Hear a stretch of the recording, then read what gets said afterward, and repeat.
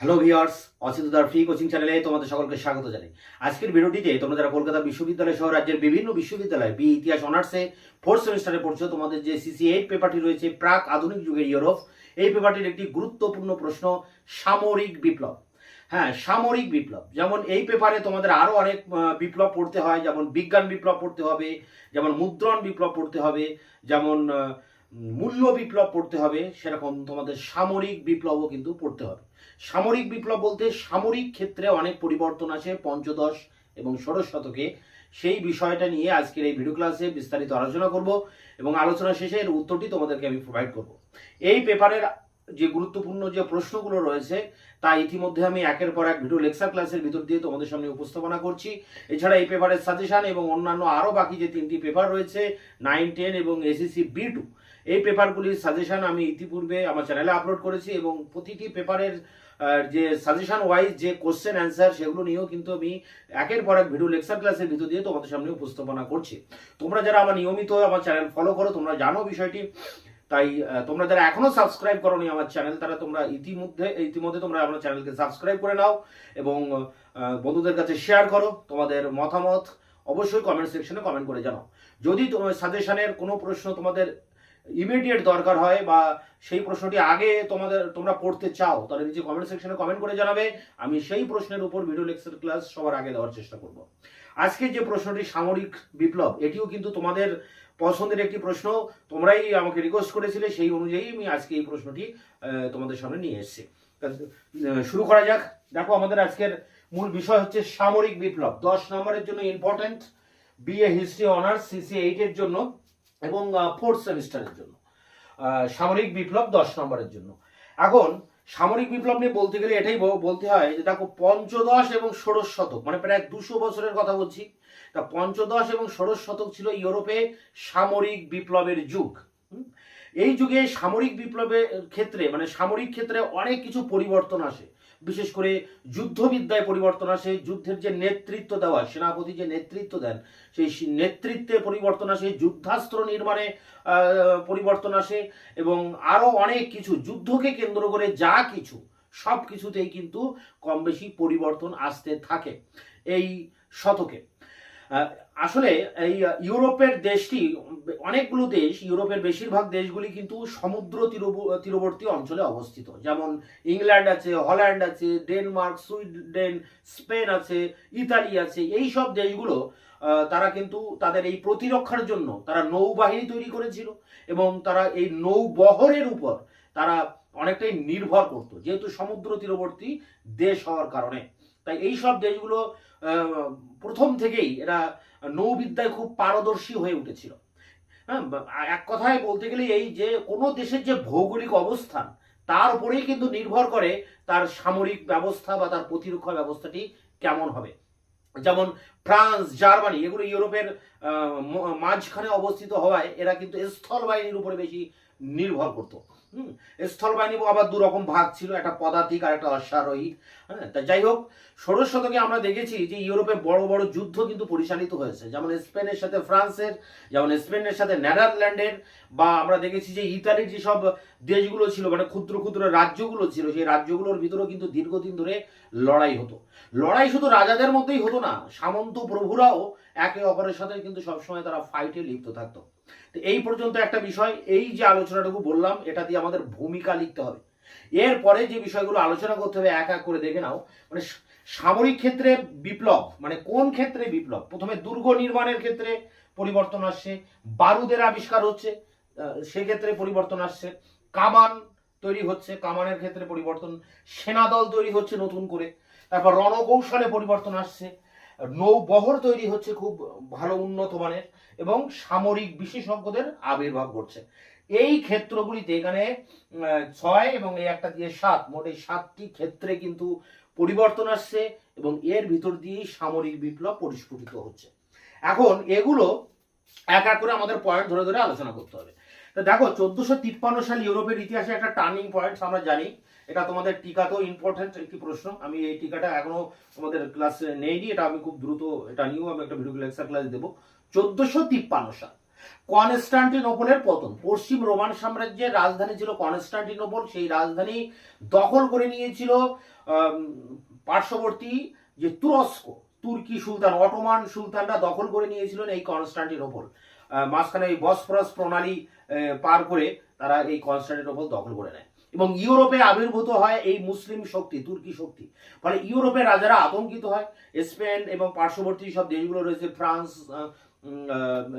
Italy, এইসব দেশগুলো কিন্তু আতঙ্কিত হয় এই নতুন শক্তির আবির্ভাবের মধ্য দিয়ে, এবং তখন তারা তাদের প্রতিরক্ষাকে জোরদার করার জন্য নানা রকম চিন্তা ভাবনা করতে থাকে। হ্যাঁ, তারা নতুন নতুন যুদ্ধাস্ত্র নির্মাণ করার চেষ্টা করে, নতুন যুদ্ধ কৌশল কিভাবে আবিষ্কার করা যায় এ ব্যাপারে রাজারা কিন্তু খুব তৎপর হয়ে ওঠে, এবং এ ব্যাপারে বিশেষজ্ঞদের পরামর্শ নেওয়া থেকে শুরু করে বিশেষজ্ঞদের খোঁজ নেওয়া এসব কিন্তু রাজারা শুরু করে দেয়। এই প্রয়োজনের তাগিদ থেকে প্রথমে তারা দুর্গ, যেহেতু শক্তির প্রধান কেন্দ্র ছিল দুর্গ, মানে সেনাবাহিনী থাকতো দুর্গে, মানে এবং একটা দেশের শক্তির যে কেন্দ্রগুলো ছিল সেগুলো হচ্ছে দুর্গ ছিল। তাই দুর্গ গুলোকে যাতে আরো বেশি শক্তিশালী করা যায় সেই দিকে কিন্তু রাজারা প্রথম দৃষ্টি দিয়েছিল। তাই দুর্গ নির্মাণ নিয়ে আমাদের প্রথম আলোচনা করতে হবে এখানে। দুর্গ বলতে আগে পুরনো দিনের যে দুর্গ, সেই দুর্গ থেকে এখন নতুন পদ্ধতিতে দুর্গ নির্মাণ শুরু হয়। কেমন না, দুর্গের যে প্রাকার পাঁচিল সেটি পাথর দিয়ে, বড় পাথর দিয়ে তৈরি করা হতো। দুর্গের যে পাঁচিল, পাঁচিলের উপরে করাতের দাঁতের মতো তাকে অসমান ধাঁচে তৈরি করা হতো, এবং দুর্গের বাইরে, নিচে বাইরে পরিখা তৈরি করা হতো, জল প্রণালী, মানে হঠাৎ করে কেউ আক্রমণ করতে পারবে না, তাকে জল ডিঙিয়ে আসতে হবে, তাহলে পরিখা তৈরি করা হতো। এবং দুর্গের উপরে সারি সারি কামান বসানো হতো। কামান, তখন ইতিমধ্যে কামান আবিষ্কার হয়ে গেছে, বারুদের আবিষ্কার হয়ে গেছে, তাই তখন দুর্গের প্রাকারের উপরে সারিবদ্ধভাবে কামান বসানো হতো, এবং গম্বুজ তৈরি করা হতো, বড় বড় গম্বুজ, যেখান থেকে মানে টাওয়ারের মতো করে, যেখান থেকে তারা সৈন্যরা পর্যবেক্ষণ করতে পারতো অনেক দূরে যে কেউ আক্রমণ করছে কিনা। এতটাই শক্তিশালী দুর্গ তৈরি করা হতো বা হয়েছিল এই সময়, যে কামানের গোলায়ও দুর্গ কিন্তু ধ্বংস করা যেত না। তাই দুর্গ নির্মাণ ক্ষেত্রে একটা বিরাট পরিবর্তন আসে। সবার আগে পরিবর্তন আসে কিন্তু দুর্গ নির্মাণে। তো এই বিষয়টা এখানে আলোচনা করতে হবে। এবং এই যে দুর্গ নির্মাণের ক্ষেত্রে যে পরিবর্তন, বড় গম্বুজ তৈরি করা, বড় পাথর দিয়ে প্রাকার করা, উপরে করাতের দাঁতের মতো এ করা, সেখানে কামান বসানো, হ্যাঁ, পরিখা তৈরি করা বাইরে দিয়ে, এই পদ্ধতিটিকে বলা হয় ট্রেস ইটালিয়ান। ট্রেস ইটালিয়ান বলা হয় এই নতুন দুর্গ নির্মাণ পদ্ধতিকে। ঠিক এই সময় বারুদের আবিষ্কার হয়। বারুদের প্রথম ব্যবহার চীন দেশে হয়। চীনের হাত ধরে সেই বারুদ চলে আসে ইউরোপীয়দের হাতে। কাঠ, কয়লা, সোরা, গন্ধক এগুলো দিয়ে কিন্তু বারুদ তৈরি করা হয়। তা বারুদ তৈরি করার ফলে কি হয়, যে যুদ্ধের চেহারা আমূল পাল্টে যাচ্ছে, এবং যে হাতাহাতি যুদ্ধ, আগে তরবারি দিয়ে যুদ্ধ হতো, সেই যুদ্ধ এখন পরিবর্তন আসছে। এখন আর হাতাহাতি যুদ্ধের দিন শেষ। এখন যেহেতু বারুদ আবিষ্কার হয়েছে, সেখানে বোমা তৈরি হচ্ছে, কামান তৈরি হচ্ছে, বন্দুক, পিস্তল, গাদা বন্দুক এগুলো তৈরি হচ্ছে। ফলে যুদ্ধের চেহারা পাল্টে যাচ্ছে, এবং যে যুদ্ধক্ষেত্রে নিষ্ঠুরতা দেখা দিচ্ছে, নৃশংস একটা চিত্র আমরা যুদ্ধক্ষেত্রে দেখতে পাচ্ছি, এবং সেখানে হতাহতের সংখ্যাও কিন্তু অনেক বেড়ে যাচ্ছে। তাই যুদ্ধক্ষেত্রে একটা বিরাট পরিবর্তন আসছে এই বারুদের আবিষ্কারের মধ্য দিয়ে, এবং বারুদের আবিষ্কারের ফলে একটা আলাদা গোলন্দাজ বাহিনী তৈরি করা হচ্ছে। হ্যাঁ, গোলন্দাজ বাহিনী, প্রতিটা দেশের সেনাবাহিনীতে একটা বিশেষ গোলন্দাজ বাহিনী তৈরি হচ্ছে, এবং প্রতিটা দেশ অস্ত্র কারখানা, নতুন করে তারা অস্ত্র কারখানা তৈরি করছে, নতুন ধরনের আগ্নেয়াস্ত্র তৈরি করছে। হ্যাঁ, বারুদকে কেন্দ্র করে। বারুদের আবিষ্কারের ক্ষেত্রে আমরা রজার বেকনের নাম কিন্তু মনে রাখতে হবে। রজার বেকন বারুদকে অনেক বেশি মডিফাই করেছিলেন, অনেক বেশি উন্নত প্রযুক্তি এনেছিলেন বারুদ আবিষ্কার, মানে তৈরি করার ক্ষেত্রে। তা যাই হোক, এই বারুদের আবিষ্কারকে কিন্তু ভালো করে অ্যান্সার করতে হবে। অনেক সময় কি হয়, এই সামরিক বিপ্লবের প্রশ্ন বারুদকে কেন্দ্র করে প্রশ্ন দেয়, যে বারুদের আবিষ্কার কিভাবে সামরিক ক্ষেত্রে বিপ্লব মানে এনেছিল, বা যুদ্ধের চেহারা কিভাবে পাল্টে দিয়েছিল। তাহলে সামরিক বিপ্লবের প্রধান যেটা টার্নিং পয়েন্ট সেটি কিন্তু বারুদ, এটা মাথায় রাখতে হবে। এরপরে দেখো কামান তৈরি হচ্ছে। হ্যাঁ, কামান তৈরি হওয়ার পরে আমরা একটা সময় দেখতে পাচ্ছি যে 1430 খ্রিস্টাব্দের পর ইউরোপের কোনো দেশে আর বাকি নেই কামান তৈরি করতে, প্রতিটা দেশই কামান তৈরি করছে। যদিও ডেনমার্ক আর সুইডেন এই কামান তৈরি করার ক্ষেত্রে সব থেকে এগিয়ে ছিল, এবং আজকের দিনে আধুনিক দুনিয়ায় আমরা দেখছি যে ডেনমার্কের কামান, সুইডেনের কামান কিন্তু পৃথিবী বিখ্যাত। তারা প্রথম থেকেই এগুলো তৈরি করতো, এবং ডেনমার্ক এবং সুইডেনের লোকেরা খুব এই কামান তৈরি থেকে শুরু করে যে গোলন্দাজ বাহিনীর মানে গোলন্দাজের ক্ষেত্রে তারা খুব পারদর্শী ছিল। এই জন্য ডেনমার্ক এবং সুইডেনের লোকেরা বিশ্বের অন্যান্য দেশের সেনাবাহিনীতে শুধুমাত্র গোলন্দাজ বাহিনীতেই মানে স্পেশাল সৈন্য হিসাবে তারা কিন্তু কাজ করত, ডেনমার্ক এবং সুইডেনের লোকেরা। এবং এই সময় কামান তৈরি করার ভিতর দিয়ে আর একটা জিনিস লক্ষ্য করা যাচ্ছে যে কামান আস্তে আস্তে মডিফাই হচ্ছে।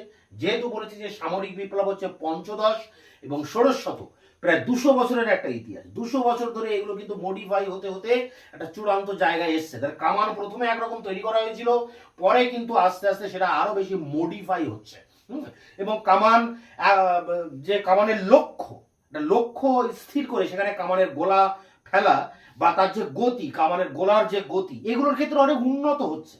ম্যাকিয়াভেলি 1519 খ্রিস্টাব্দ নাগাদ বলছে যে এমন কোনো দেশ নেই যে দেশে মানে এই কামান মানে কামান ব্যবহার করে না যুদ্ধক্ষেত্রে, বা এমন কোনো কামানের গোলা নেই, মানে কামান নেই যে কামান দিয়ে এই দুর্গকে ধ্বংস করা যায়। তাই এক দুর্গ আর কামান যেন ভাই ভাইয়ের মতো একটা ব্যাপার হয়ে গেছে, যেখানে দুর্গ সেখানে কামান, যেখানে কামান সেখানে দুর্গ। এটা ম্যাকিয়াভেলি বলছেন। এবং এই সময় একটা গ্রন্থ লেখা হচ্ছে on the art of building, on the art of building, মানে বিল্ডিং তৈরি করার যে কারু কলা বা মানে যে কৌশল, সেই কৌশলের উপরে কিন্তু একটা পুস্তক এই সময় ইউরোপে প্রকাশিত হচ্ছে।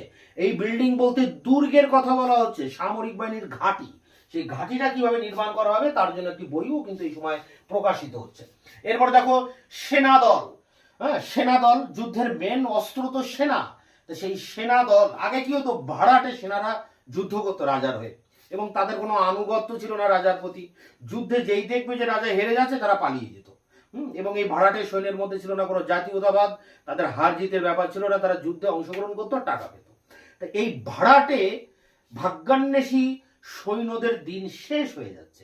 এখন আগ্নেয়াস্ত্র যে তৈরি হলো নতুন, এই আগ্নেয়াস্ত্রে শিক্ষিত যে সেনাদল, সেই সেনাদল কিন্তু ইউরোপের প্রতিটা দেশ তৈরি করতে থাকলো। তাহলে কি দাঁড়ালো, একটা শিক্ষিত সেনাদল তৈরি হলো প্রতিটা দেশে। এবং এই সেনাদলের মধ্যে আবার একটা শ্রেষ্ঠ সেনাদল থাকতো। এই শ্রেষ্ঠ সেনাদল যুদ্ধক্ষেত্রে সবার আগে থাকতো এরা। যেমন ইংল্যান্ডে অলিভার ক্রomwell তৈরি করেছিলেন আয়রন আর্মি। যেমন তুর্কি সেনা যাদের কথা বলছিলাম, সেই অটোমান সুলতানরা, তারা কিন্তু বানিয়েছিল জানি সারি সৈন্যদল। এগুলো ইউরোপে একটা দুর্ধর্ষ সেনাদল ছিল এগুলো এক এক সময়, এবং এরা এক একটা বড় সাম্রাজ্য তৈরি করেছিল। একটা শ্রেষ্ঠ সেনাদল, হ্যাঁ, এটা কিন্তু খুব গুরুত্বপূর্ণ হয়ে দাঁড়িয়েছিল প্রতিটি দেশের সামরিক বাহিনীতে। এবং সাথে সাথে একটা গোলন্দাজ বাহিনীও। এবং এই গোলন্দাজ বাহিনী, শিক্ষিত সেনাদল বা শ্রেষ্ঠ সেনাদল, এগুলো যখন তৈরি করা হতো, যখন প্রশিক্ষণ দেওয়া হতো, খুব কঠোরভাবে এদেরকে প্রশিক্ষণ দেওয়া হতো এবং নিয়মানুবর্তিতা মেনটেন করা হতো। মানে এমন হতো যে সেনারা যুদ্ধের থেকেও ভয় পেত অফিসারদের। মানে এতটাই নিয়মানুবর্তিতার ভিতর দিয়ে এইসব সেনাদলকে প্রশিক্ষণ দেওয়া হতো, আধুনিক অস্ত্রে এদেরকে সজ্জিত করে এদেরকে ট্রেনিং দেওয়া হতো। তা সেনাদল ছিল একটা খুব গুরুত্বপূর্ণ বিষয়। এবং এই সেনাদল যখন আধুনিক সেনাদল গড়ে উঠলো, তখন যুদ্ধের চেহারা গেল একেবারে পাল্টে। সেখানে হতাহতের সংখ্যা বেড়ে গেল, নিষ্ঠুরতা দেখা দিল, অনেক বেশি নৃশংস চিত্র এই যুদ্ধক্ষেত্রে কিন্তু তখন দেখা গেল। তা এই সামরিক বিপ্লবের এটা ফলাফল একটা।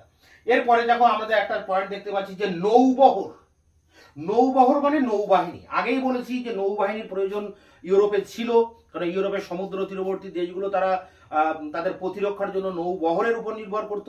এছাড়া ইউরোপের অনেক দেশ ও ভৌগোলিক আবিষ্কারের জন্য তারা নৌবাহিনী বানিয়েছিল।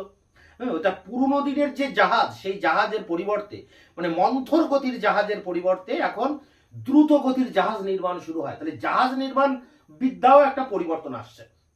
এছাড়া যে বিভিন্ন ইউরোপের বিভিন্ন দেশ যে ঔপনিবেশিক বা উপনিবেশ তৈরি করেছিল, এশিয়া, আফ্রিকা, লাতিন আমেরিকার বিভিন্ন দেশে যে উপনিবেশ তৈরি করেছিল ব্যবসা বাণিজ্যের জন্য, সেই উপনিবেশ তৈরি করতে গিয়েও কিন্তু তাদের নৌবাহিনী তৈরি করতে হয়েছিল। যেমন ইংল্যান্ড, ফ্রান্সের কিন্তু বড় নৌবাহিনী ছিল এবং বিশেষ করে ইংল্যান্ডের, এবং সেই নৌবাহিনীর সাহায্যে তারা ভারতের মতো একটা বড় দেশে তারা কিন্তু এসে উপনিবেশ তৈরি করতে পেরেছিল, এদেশে ব্যবসা বাণিজ্য করতে পেরেছিল শুধুমাত্র এই নৌবহরের বা নৌবাহিনীর জোরে।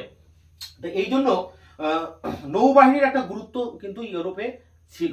এছাড়া পাশাপাশি আমরা একটা জিনিস দেখতে পাচ্ছি যে জলদস্যু, যে ভাইকিং জলদস্যুদের কথা বলি, যেটা নিয়ে অনেক সিনেমা তৈরি হয়েছে, ভাইকিং জলদস্যু। তো সেই জলদস্যুদের আটকানোর জন্য, তাদেরকে দমন করার জন্য কিন্তু শক্তিশালী নৌবহরের প্রয়োজন ছিল। তাই England, Holland, Denmark, Sweden, Spain, Italy, এই সমুদ্র তীরবর্তী এই দেশগুলো কিন্তু তারা শক্তিশালী নৌবহর বানিয়েছিল এবং এই নৌবহরের সাহায্যে তারা কিন্তু তাদের প্রতিরক্ষা ব্যবস্থাকে সাজিয়েছিল নতুন করে। এই বিষয়টা কিন্তু এই নৌবহরের পয়েন্টে আলোচনা করতেই হবে। এরপরে দেখো রয়েছে দেখো রণকৌশল। তাহলে এত কিছু যখন তৈরি হলো, তাহলে পুরোনো দিনের সেই যুদ্ধের পদ্ধতি পরিবর্তন হলো, এখন নতুন সবকিছু নতুন হয়ে গেল। হ্যাঁ, দুর্গ নির্মাণ থেকে শুরু করে, কামান থেকে শুরু করে, যুদ্ধের অস্ত্রপাতি বলতে আগে তীর ধনুক বর্ষা ছিল, এখন সেখানে চলে এলো কামান, বন্দুক, পিস্তল, এসব চলে এলো, বেওলেট চলে এলো বর্ষার বদলে। তাই এইগুলো যুদ্ধের চেহারা যেমন পাল্টে দিল, সেরকম এর পাশাপাশি এই যে রণকৌশল সেটাও কিন্তু পাল্টে দিল। আগে হাতাহাতি লড়াই হতো, এখন দূর থেকে বন্দুকে গুলি ছুড়ে ফাইট হচ্ছে। তাহলে রণকৌশলের ক্ষেত্রে কিন্তু পরিবর্তন হলো। এবং এখানে রণক্ষেত্রে সেনাদল দুটো ভাগে ভাগ হতো। প্রথম সারিতে বসে থাকতো হাঁটু মুড়ে বর্ষাধারীরা, আর তার পিছনে তাদের কাঁধের উপরে বন্দুক দিয়ে থাকতো দ্বিতীয় সারিতে আরেক দল সেনাদল। তাহলে একটা পরিবর্তন আছে যুদ্ধক্ষেত্রে। সেনাকে পরিচালনা করার ক্ষেত্রেও সেনাপতির যে কৌশল, সেক্ষেত্রেও কিন্তু অনেক টেকনিকের চেঞ্জ আসছে, অনেক পরিবর্তন আসছে। এই রণকৌশলের বিষয়টাও কিন্তু উল্লেখ করতে হবে। শেষ যে পয়েন্ট আমরা দেখবো সেটি হচ্ছে সামরিক বিশেষজ্ঞ। সামরিক বিশেষজ্ঞ মানে অল ওভার এইগুলোর ব্যাপারে, এই যে টোটাল সামরিক ক্ষেত্র নিয়ে আলোচনা করলাম, এর এক্সপার্ট কারা রয়েছে, সেই এক্সপার্ট লোকদের কিন্তু ইউরোপে খুব ডিমান্ড হলো তাদের। সামরিক বিশেষজ্ঞ যাকে বলা যায় সামরিক ইঞ্জিনিয়ার, এরকম সামরিক ইঞ্জিনিয়ারদের কিন্তু তাদের খুব ভ্যালু হয়ে উঠলো ইউরোপে। এবং প্রতিটা দেশ তারা তাদের সেনাবাহিনীতে এই সামরিক বিশেষজ্ঞদের নিয়োগ করলো এবং তাদের পরামর্শে এই টোটাল সিস্টেমটাকে ঢেলে সাজানো হলো। এবং এক্ষেত্রে আমরা মন্টি কুক্কেরেলির নাম শুনেছি ইউরোপে। এছাড়া সুইডেনে রয়েছে গুস্তাভাস অ্যাডলফাস, হ্যাঁ, তিনি এক বিখ্যাত সামরিক বিশেষজ্ঞ ছিলেন। লোরেন আছে, ফ্রান্সের লোরেন, তার লোরেনের চার্লস বলে একজন ছিলেন। সাভয় বলে একটি জায়গা আছে ইতালির, সেখানে সাভয়ের ইউজিন বলে একজন বিশেষজ্ঞ ছিলেন। তাই এনারা ছিলেন সেই সময় ইউরোপের বিখ্যাত সামরিক বিশেষজ্ঞ। তাদের পরামর্শে রাজারা কিন্তু এই সব যুদ্ধের মানে এই টোটাল সামরিক ক্ষেত্রে তারা নানা রকম পরিবর্তন ঘটিয়েছিল এই সামরিক বিশেষজ্ঞদের দ্বারা। বিশেষজ্ঞ বলতে এখানে সামরিক ইঞ্জিনিয়ারদের কথা বলা হচ্ছে। ঠিক এই সময় ইউরোপে নৌবিদ্যার উপরে একটি গ্রন্থ রচিত হয়, তার নাম এটা পাল হোস্ট বলে একজন লিখেছিলেন, ইজ আর্ট দ্য আর্ম নাভেলস। এটা নৌবিদ্যার উপরে লেখা, নৌবহরকে কিভাবে শক্তিশালী করা যায় তার উপরে এই গ্রন্থটি লেখা হয়েছিল। তো এই ছিল টোটাল সামরিক বিপ্লব। আরেকবার যদি আমরা শর্টকাটে সামারি করি তাহলে এটাই দেখবো যে ইউরোপে যখন তুর্কি আক্রমণ হলো, তখন ইউরোপের রাজারা যুদ্ধের ক্ষেত্রে একটা পরিবর্তন আনতে চাইলো। তারা তাদের নিরাপত্তার জন্য শক্তিশালী সেনাবাহিনী তৈরি করতে চাইলো। প্রথম যেটা পরিবর্তন আনলো সেটা হচ্ছে দুর্গ নির্মাণ। সেখানে করাতের দাঁতের মতো দুর্গের প্রাচীর বানালো, পাথর দিয়ে গম্বুজ দিয়ে অনেক দুর্গের পাঁচিলকে শক্ত করে বানালো, পরীক্ষা দিয়ে ঘিরে দিল যাতে করে কামানের গোলাও কোনো রকম ক্ষতি না হয়, যাকে আমরা ট্রেস ইটালিয়ান বলছি। এরপর বারুদের আবিষ্কার হলো, কাঠ কয়লা সোরা থেকে চীন দেশ থেকে আবিষ্কার হলো, সেখানে আরবের হাত ধরে ইউরোপে চলে এলো। রজার বেকন সেটাকে মডিফাই করলেন, ফলে যুদ্ধের চেহারা গেল পাল্টে, গোলন্দাজ বাহিনী তৈরি হলো, অস্ত্র কারখানা তৈরি হলো। এরপরে দেখছি কামানের লক্ষ্য এবং গতি এগুলোর পরিবর্তন আসলো, এগুলো আরো বেশি উন্নত হলো। প্রতিটা দেশ কামান বা গোলন্দাজ বাহিনী তৈরি করলো। ডেনমার্ক এবং সুইডেনের লোকেরা কামান তৈরিতে পারদর্শী ছিলেন, তারা ইউরোপের বিভিন্ন সেনা দলে তারা কাজ করতে লাগলেন গোলন্দাজ বাহিনীর লোক হিসাবে। এই সময় on the art of building বলে একটি দুর্গ নির্মাণের উপর একটি গ্রন্থ প্রকাশিত হলো। সেনাদল, শিক্ষিত সেনাদল মানে আগ্নেয়াস্ত্রের শিক্ষায় শিক্ষিত সেনাদল তৈরি হলো। তার মধ্যে একটা শ্রেষ্ঠ সেনাদল তৈরি হলো, যেমন ইংল্যান্ডের আয়রন আর্মি, তুরস্কের জানিসারি। তো এইরকম শক্তিশালী সেনাবাহিনী তৈরি করা হলো এবং এই সেনাবাহিনী তাদেরকে আধুনিক যুদ্ধবিদ্যায় তাদেরকে ট্রেনিং দেওয়া হলো এবং তাদের নিয়মাবর্তিতার মধ্যে দিয়ে তাদেরকে রাখা হলো। তারা অফিসারদের খুব ভয় করতেন যুদ্ধের ক্ষেত্র থেকেও। এরপরে দেখো রণকৌশলে পরিবর্তন আসছে। প্রথম ধাপে কারা থাকবে, দ্বিতীয় ধাপে কোন সেনা থাকবে, এগুলো চলে আসছে। মানে এই বন্দুকধারী যে সৈন্য তাদের গুরুত্বটা বেড়ে গেল, অশ্বারোহী বাহিনীর কিন্তু গুরুত্বটা কমে গেল। যদিও অশ্বারোহী বাহিনীকে ভেঙে ফেলা হয়নি, তারা ছিল, তবে প্রথম সারিতে চলে এলো কিন্তু এই বন্দুকধারী সৈন্যদের জায়গা। নৌবহর, ভৌগোলিক আবিষ্কার, ঔপনিবেশিক সাম্রাজ্য বিস্তার, বারবারি জলদস্যু বা ভাইকিং জলদস্যুদের দমন করার জন্য এই নৌবহরের প্রয়োজনীয়তা হলো। নতুন করে নৌবাহিনী গড়ে তোলা হলো, প্রতিটা দেশ সেগুলো তৈরি করতে থাকলো। সামরিক বিশেষজ্ঞের কিন্তু খুব গুরুত্বপূর্ণ একটা ভূমিকা এখানে ছিল। Monty কুক্কেরেলি, Adolphus গুস্তাভাস Adolphus, লোরেনের Charles, সাবহের Eugene, এরকম বিভিন্ন লোকের মানে সামরিক বিশেষজ্ঞদের আবির্ভাব হলো ইউরোপে। তাদের পরামর্শে রাজারা এই সব সামরিক বিপ্লব ঘটালেন। হ্যাঁ, এবং শেষ পর্যন্ত আমরা দেখতে পাচ্ছি ইজ আর্ট দ্য আর্মস নাভেলস বলে একটি নৌবিদ্যার উপর গ্রন্থ লেখা হলো। তো এই বিষয়গুলোকে পরপর পয়েন্ট আকারে, পয়েন্ট বলতে প্যারা করে করে তোমাদেরকে মেনশন করতে হবে নোটের ভিতরে। এই দুর্গ নির্মাণের উপরে একটা প্যারা, সেখানে কি বলা হচ্ছে, বারুদের উপরে একটি প্যারা, কামান, গোলা, সেনাদল, রণকৌশল এবং সামরিক বিশেষজ্ঞ, নৌবহর, প্রত্যেকটা বিষয়ের উপরে একটা করে প্যারা করে করে সেটাগুলো মেনশন করে করে এই নোটসটাকে তোমাদেরকে কমপ্লিট করতে হবে 500 ওয়ার্ডে। এই নোটস আমি তোমাদের জন্য লিখেছি নিজের হাতে। নোটসটাকে নিয়ে আমি এবার অন স্ক্রিনে আলোচনা করব। BA history honours 4th semester CC8, প্রশ্নমান 10, সামরিক বিপ্লব সম্পর্কে আলোচনা করো, অথবা বারুদের ব্যবহার কিভাবে যুদ্ধের গতি প্রকৃতিকে পরিবর্তন করেছিল। এর উত্তরটি তোমরা এইভাবে লিখবে। পঞ্চদশ ও ষোড়শ শতক ছিল ইউরোপের সামরিক বিপ্লবের যুগ। সমস্ত যুগে সামাজিক, অর্থনৈতিক ও রাজনৈতিক পরিবর্তনের সঙ্গে সঙ্গে সমাজবিজ্ঞান ও প্রযুক্তির পরিবর্তন ঘটে। সৈন্যবাহিনীর গঠন, যুদ্ধাস্ত্র নির্মাণ, রণকৌশল, নেতৃত্ব সব ক্ষেত্রেই পরিবর্তন লক্ষ্য করা যায়। মধ্যযুগে ভূমিদাসরা সামন্তপ্রভুর নেতৃত্বে যুদ্ধ করত। ইউরোপের সমুদ্র উপকূলবর্তী দেশগুলি সাধারণত নৌবিদ্যায় পারদর্শী হতো এবং তারা প্রতিরক্ষার জন্য নৌবহরের উপর নির্ভর করে। England, Spain, Portugal, Sweden, Denmark ও হল্যান্ডের নৌবহর ছিল। প্রকৃতপক্ষে কোনো দেশের ভৌগোলিক অবস্থান এবং সামাজিক ও রাজনৈতিক অবস্থার উপরে তার প্রতিরক্ষা ব্যবস্থা অনেকটা নির্ভর করত। ফ্রান্স ও জার্মানির রাজারা প্রতিরক্ষার জন্য স্থলবাহিনীর উপর নির্ভর করত। স্থলবাহিনী পদাতিক ও অশ্বাবাহিনী এই দুই ভাগে বিভক্ত ছিল। রেনেসার সময় থেকে যুদ্ধ পদ্ধতিতে পরিবর্তন আসে। ষোড়শ শতকে ফ্রান্স ও স্পেনের মধ্যে দীর্ঘস্থায়ী যুদ্ধ চলেছিল। অন্যদিকে স্পেন ও নেদারল্যান্ডের মধ্যেও যুদ্ধ চলেছিল এবং ইটালির রাষ্ট্রগুলি পরস্পরের যুদ্ধে রত ছিল। যুদ্ধ শুধু রাজাদের মধ্যে সীমাবদ্ধ ছিল না, সামন্ত রাজারাও পরস্পরের সঙ্গে যুদ্ধে রত ছিল। এটা ছিল প্রথমে ভূমিকা। এরপরে দেখো কিভাবে পরিবর্তন আসছে। প্রথমে তুর্কিরা কনস্টান্টিনোপল অধিকার করলেই ইউরোপের দেশগুলি এক নতুন সামরিক প্রতিদ্বন্দ্বিতার সম্মুখীন হয়। ফলত ইউরোপের রাজারা নতুন যুদ্ধাস্ত্র নির্মাণ ও সামরিক প্রযুক্তির সন্ধানে তৎপর হয়। ফরাসি রাজা নতুন যুদ্ধাস্ত্র নির্মাণের জন্য লিওনার্দোকে ইঞ্জিনিয়ার হিসেবে নিযুক্ত করেন। নিজেদের সুরক্ষিত রাখার জন্য রাজারা দুর্গ নির্মাণের কৌশলে পরিবর্তন করে। শক্ত পাথর দিয়ে দুর্গ প্রাকারে গম্বুজ নির্মাণ করে পরিখা বেষ্টিত দুর্গ গড়ে তোলা হয়। এই নতুন প্রযুক্তিতে নির্মিত দুর্গ গড়ে তোলা হয়।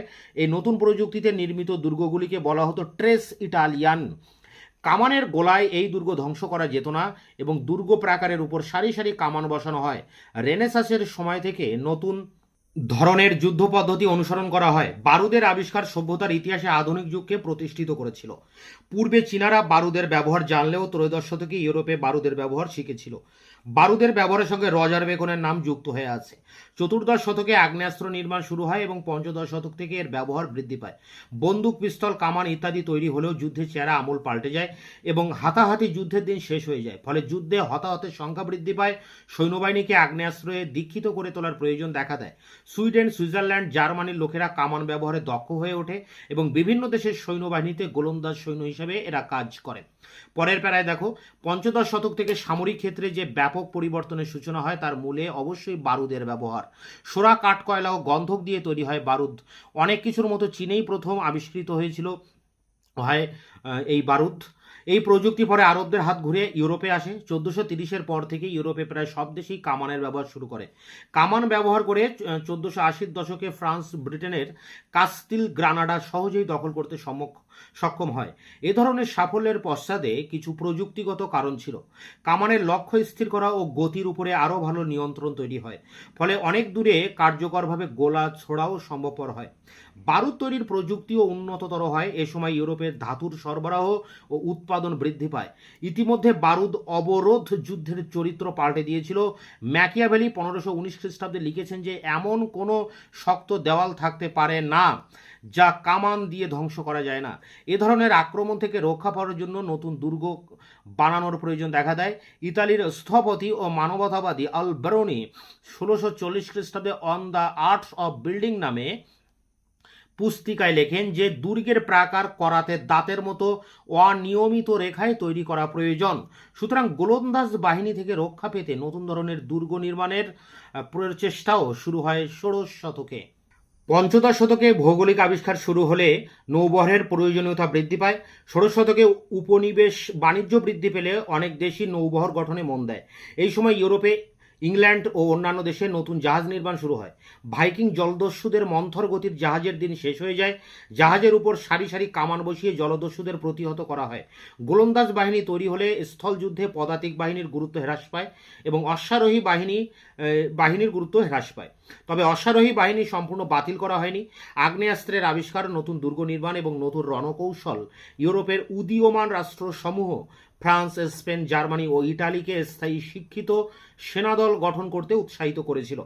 ভাড়াটে, ভাগ্যান্বেষী ও ভূমিদাস সৈন্যদের নিয়ে দীর্ঘস্থায়ী যুদ্ধ চালানো অসুবিধা ছিল এই যে সুযোগ পেলেই তারা রণক্ষেত্রে ছেড়ে পালিয়ে যেত এবং দেশ বা রাজার প্রতি তাদের কোনো বিশেষ আনুগত্য তৈরি হয়নি। নতুন স্থায়ী সৈন্যদলে অভিজাত ও বুর্জুয়াদের মধ্য থেকে অফিসার নিয়োগ করা হতো। পরের প্যারায় দেখো, এই সময়কালে অনেক দেশই সৈন্যবাহিনীর মধ্যে একটা শ্রেষ্ঠ দল থাকত। ইংল্যান্ডের অলিভার ক্রোমওয়েলে ছিল আয়রন আর্মি, অন্যদিকে তুর্কি সুলতানদের ছিল জানি সারি সৈন্যদল। এরা অগ্রগামী বাহিনী হিসেবে কাজ করত এবং শত্রুর উপর প্রথম আঘাত হানত। পুরনো রক্ষণাত্মক নীতি পরিত্যাগ করে আক্রমণাত্মক নীতি গ্রহণ করা হয়। নতুন যুদ্ধ পদ্ধতিতে নৈতিকতার কোনো স্থান ছিল না, ফলে যুদ্ধক্ষেত্রে ভয়ঙ্কর নিষ্ঠুরতা ও নৃশংসতা দেখা দেয়। সপ্তদশ শতকে রণকৌশলে পরিবর্তন আনা হয়। রাজারা বিশাল সৈন্যবাহিনী গঠন করেন। এই যুগে সামরিক বিশেষজ্ঞরা ছিলেন মন্টি কুক্কেরেলি, লোরেনের চার্লস, সাবহের ইউজিন, সুইডেনের গুস্তাভাস অ্যাডলফাস, একাদশ চার্লস, তুডিনের মরিস ছিল সামরিক ক্ষেত্রে শ্রেষ্ঠ প্রযুক্তিবিদ এবং দুর্গ নির্মাণ বিশেষজ্ঞ। সপ্তদশ শতকে সৈন্যবাহিনীতে কঠোর নিয়মানুবর্তিতা ছিল। সৈন্যরা যুদ্ধের থেকে অফিসারদের বেশি ভয় পেত। দান ও উপদেশ দানের মধ্য দিয়ে সৈন্যদের অনুপ্রাণিত করা হতো। এই সময় বিভিন্ন দেশে অস্ত্র কারখানা গড়ে তোলা হয়।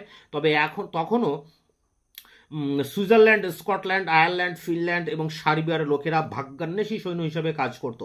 গাদা বন্দুকের উন্নতি হয়েছিল। অশ্বারোহীদের হাত থেকে গাদা বন্দুকের হাত থেকে রক্ষা করত বড় বর্ষাধারী পাইক ম্যানরা।